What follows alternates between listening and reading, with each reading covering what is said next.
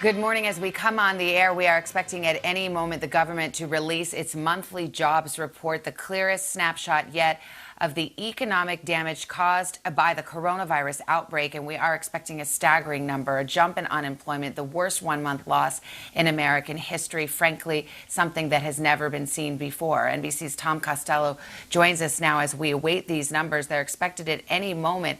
And the words that are being described, I heard one economist say, Tom, that this is a report that will go down in infamy. Yeah, that's right. And the numbers have just now been released. The unemployment rate right now has jumped to 14.7%. 14.7%. That is candidly better than the worst predictions were, which were that we could hit 16% unemployment. 14.7%, though, 20.5 million in April. That's the number of people who file for unemployment. So a staggering number. These are still the highest numbers we have seen since the Labor Department started keeping track of these things more than 50 years ago, and the worst number of people unemployed since the Great Depression.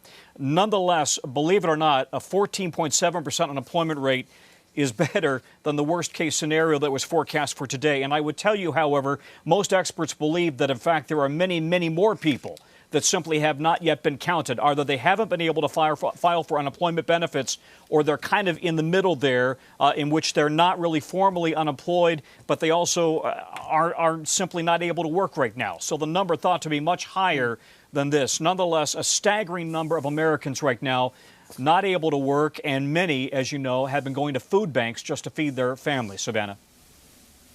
Yes, it's really just unprecedented. Tom, thank you. I want to turn to our senior business correspondent, Stephanie Ruhle. I mean, we had been warned. A Federal Reserve official told me yesterday that whatever these numbers would be, they're probably vastly underestimating the true economic toll that we've seen because of the pandemic.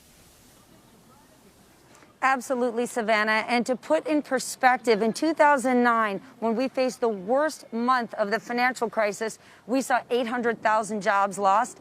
Now you're looking at 20 million. And I want to go bigger picture what this means to the economy. Because you could say to me, Stephanie, we don't want to be home. This was an artificial situation. We shut our economy off. All these businesses where I am on the Atlantic City Boardwalk, they want to be getting ready for summer. The issue is they can't. We are facing a health pandemic, so they can't be out there. They cannot be doing business.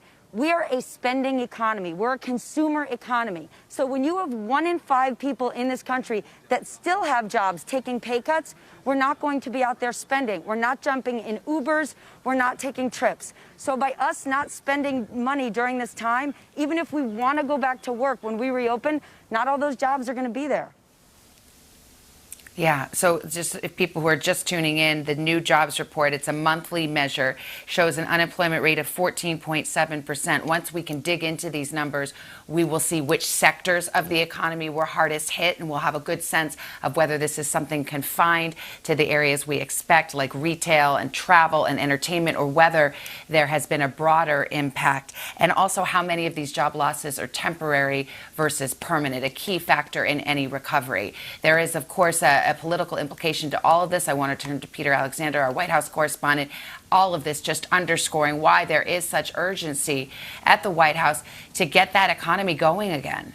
Yeah, Savannah, you're exactly right. Be reminded that just a couple of months ago, the United States had the lowest unemployment rate in 50 years. Now it has today the highest unemployment rate in something like 80 years. It is a dramatic shift in such a short period of time. And the president also had really been focusing his re-election hopes on the roaring economy, right? He was touting it every time you heard him speak. I was in the Oval Office with him yesterday, and now he's saying we did it once, we're going to have to do it again. This is why the president and his allies keep focusing on this idea of a rapid recovery, even supporting states, as he said to me yesterday, who are reopening in spite of disputing, going against the guidelines, the federal guidelines that he has laid out for them for the reopening process. I asked him about those checks that went out to individuals around the country, many Americans getting $1,200 if more money would be coming. He didn't have an answer to that specifically, but he said that again is why we need to get the economy going. And that really is the pressure point for this administration, between the health crisis and the fear that the deaths are climbing and the desire to let Americans try to get back to work. Savannah? Yes, these are difficult times. Peter Alexander, thank you very much. We'll return most of you now to more of today. I'm Savannah Guthrie. This has been an NBC News Special Report.